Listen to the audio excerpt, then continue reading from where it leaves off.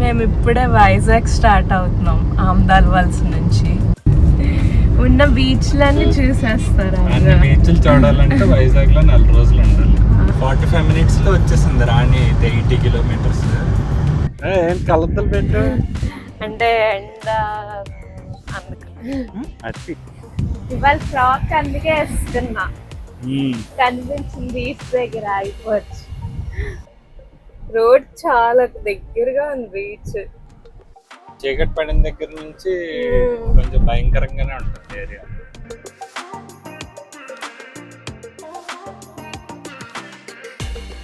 Good morning. చెప్పు రాజా. Morning shirt బాగుంది. మొన్న చెప్పిన డైలాగ్ మళ్ళీ చెప్తే జనాలు బోర్ కొట్టింది కానీ చెప్తాను. ఆవిడ వేస్తుంది, నేను వేసుకోవాల్సి వచ్చింది. పాపం పొద్దున్నే రాజా కష్టాలు వచ్చాయి. మేము ఇప్పుడే వైజాగ్ స్టార్ట్ అవుతున్నాం ఆమ్దాల్ వలస నుంచి. మీకు దారి అంతా మ్యూజిక్ ఏనమ్మా.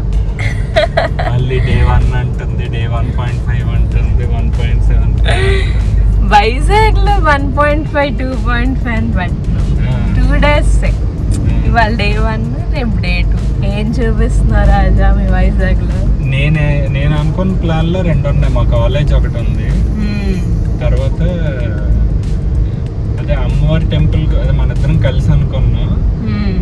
అంటే ఇప్పుడు అమ్మవారి టెంపుల్ నా విష్ కింద లెక్క రాకపోతే నేనేమో దివీస్ బీచ్ అనుకున్నా. అదొకటి బాగుంటుంది. సో చూద్దాం. ఇంకా ఏ రాణి అయితే చాలా ప్లాన్లు వేసింది. ఇన్ఫోసిస్కి వెళ్ళాలంట, ఇంకెక్కడెక్కడికి వెళ్ళాలని అంటున్నది. ఉన్న బీచ్లన్నీ చూసేస్తారు. అన్ని బీచ్లు చూడాలంటే వైజాగ్ లో 4 రోజులు ఉండాలి. Welcome to Srikakulam. మేము శ్రీకాకుళం వెళ్ళట్లేదండి, వైజాగ్ వెళ్తున్నాం. వైజాగ్ వెళ్ళాలంటే శ్రీకాకుళం దాటుకొని వెళ్ళాలి. అలా వెళ్తే శ్రీకాకుళం వెళ్ళిపోతాం. ఇప్పుడు మన హైవే ఎక్కేయాలి కాబట్టి తిరిగేసి వెళ్ళిపోతాం. ఇక్కడ నుంచి ఎంత గుంటుందో. ఇక్కడ నుంచి డైరెక్ట్గా 95 kilometers అండి వైజాగ్. సో ఆల్మోస్ట్ 1 hour అలా పడుతుంది వెళ్ళడానికి. అంతా 6 lane express way, access controlled express way. దారిలో రాని వీడియో తీస్తుందిలేండి, కానీ నేను ముందే చెప్తున్నాను, అంతా యాక్సెస్ కంట్రోల్డ్. చాలా స్పీడ్గా వెళ్ళిపోవచ్చు, ఎక్కడ ప్రాబ్లం ఏమి ఉండదు. 6 lane రోడ్ మాత్రం ఇలా ఉండదు. ఇది చూసి అలా అనుకోకండి, చాలా బాగుంది. మన ఓఆర్ఆర్ లాగే ఉంటుంది, హైదరాబాద్లో ఓఆర్ఆర్ లాగా. అంత అంటే లిమిటేషన్ అదేమి ఉండదు, 120 స్పీడ్ లిమిట్. అవి చూపిస్తాను ముందుకి. రానియే 110లో కొట్టేసిందంటే మీరు ఈజీగా రావచ్చు. 45 minutes లో వచ్చేసింది రాణి అయితే 80 kilometers. చూద్దాం, మీకు అది కనిపిస్తున్నది. బట్ మన రోడ్ మీదకి వెళ్ళిన తర్వాత కూడా వీడియో కంటిన్యూ చేస్తాం.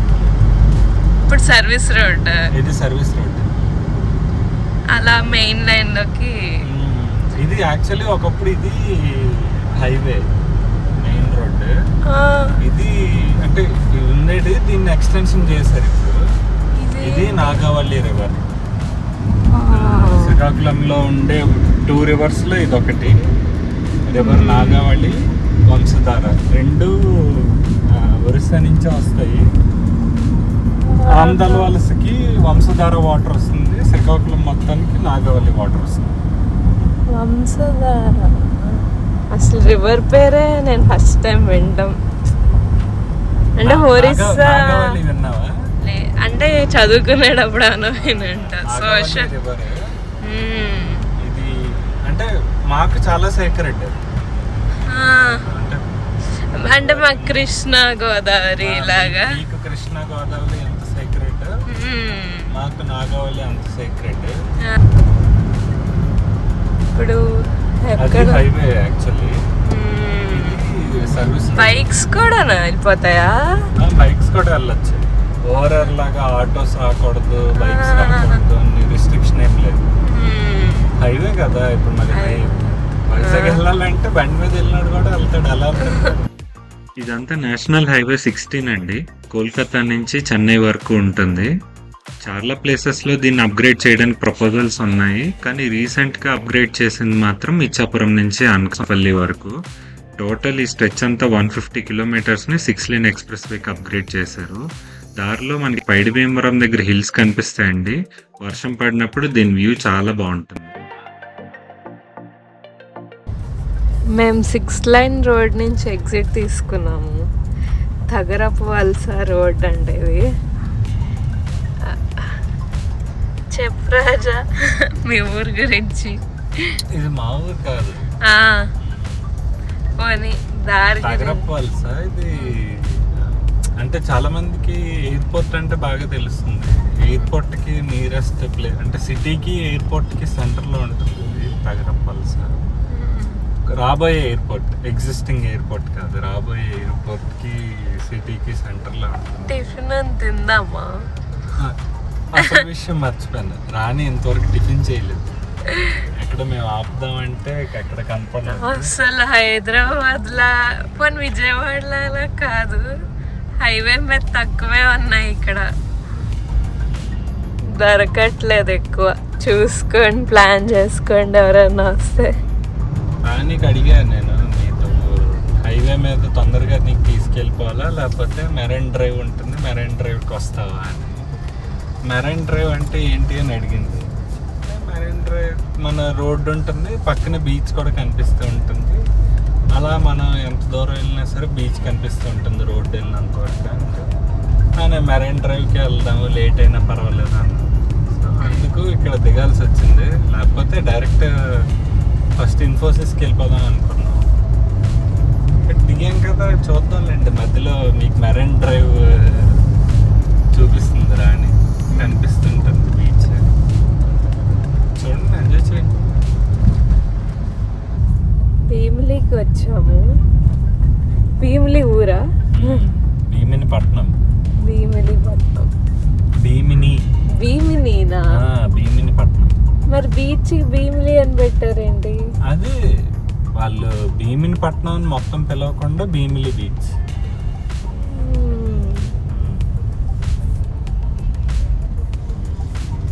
స్కూల్స్ ఉన్నాయి, పోలీస్ స్టేషన్. ఫ్యాక్ట్ ఏంటంటే ఆంధ్ర మొత్తానికో లేకపోతే ఇండియా మొత్తానికి ఇదే ఫస్ట్ మున్సిపాలిటీ భీమిలి స్టార్టింగ్లో. అవునా? ఫ్యాక్ట్ ఇది. First municipality Bheemili. బాగున్నాయి.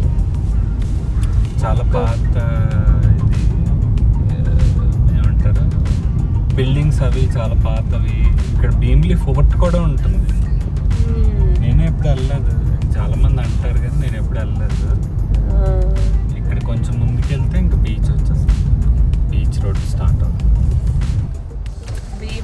బస్ స్టాండ్ ఊరు లోపలికి, అది ఇది బయట నుంచి బీచ్ రోడ్. మనం ఈ డౌన్ దిగితే మనకు బీచ్ కనిపిస్తుంది.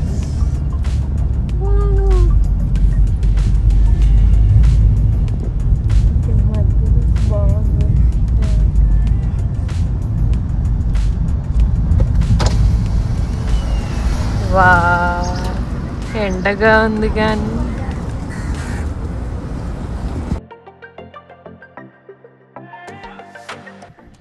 ఎక్కడికి వచ్చారని ఏంటి కలతలు పెట్టు అంటే ఎండ అందుకు.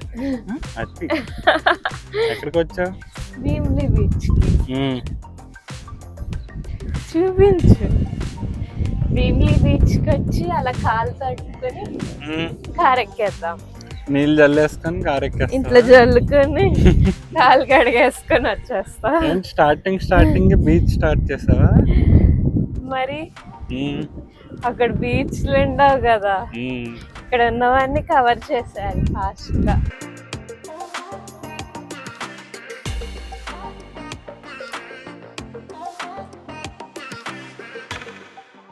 పెద్దలే వస్తుంది. ఎంత కూల్గా ఉన్నాయో. ఎండ ఉంది కానీ చాలా రోజుల తర్వాత బీచ్కి వచ్చానండి. ఫుల్ హ్యాపీ నేనైతే.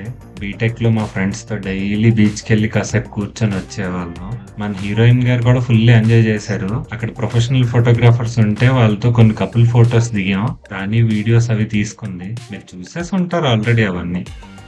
అయ్యిందా అమ్మగారు తిరగడం భీమిలి బీచ్? అంటే అవకట్టుకోవాల్సి వచ్చింది. ఏం పాపం? ఇంకా ముందు చేయడాలి కదా, టైం సరిపోదు అందుకు. ఓకే, ఏం చేసావు ఇప్పుడు? కాలు తడుపుకొని ఇలా నీళ్ళు జిమ్ముకొని వస్తుంది. అంటే ఇలా జిమ్కునేలా పెద్ద అలా వచ్చింది. అది కొంచెం తడిపేసి ఇంట్రెస్ట్ ని. ఏంటి వీడియోలు తీస్తున్నావు? ఏంటి షార్ట్స్ కి ఫొటోస్ కూడా తీయించుకున్నాం. అంటే ఇద్దరం కలిసి తీయించుకున్నాం కదా, బాగా వచ్చాయి చాలా. ఫోటో 20 రూపీస్ అంట. 10 తీసాడు. ఫస్ట్ ఒక ఫోటో అన్నాము. స్టిల్స్ అని బాగా వచ్చాయి. పెడతాం పోస్ట్. మీరు కూడా తీర్చుకోవచ్చు, ఇక్కడికి వస్తాయి. చాలా బాగుంది. ఎండగా ఉంది పైన, కానీ వాటర్ మాత్రం కూల్గా ఉన్నాయి. ఇక్కడ పని అయిందా లేదా? అయింది. ఏంటి ఇంకా బాగా బయలుదేరుతాం. లంచ్ చేయడానికి వెళ్ళాలి. బ్రేక్ఫాస్ట్ టైం అయిపోయింది. అలాగా బాయ్.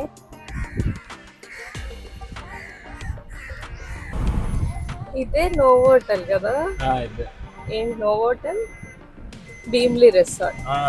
నోవోటల్ భీమిలి.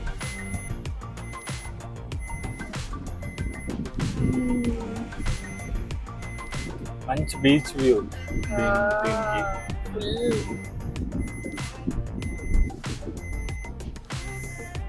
ఇదంతా భీమిలి జాలర్పేట.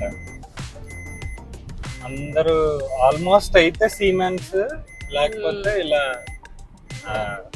అంటారు ఫిషెస్ తీసుకోవడానికి బోట్స్ మీద వెళ్ళిన వాళ్ళే వీళ్ళంతా. రోడ్ చాలా దగ్గరగా ఉంది బీచ్.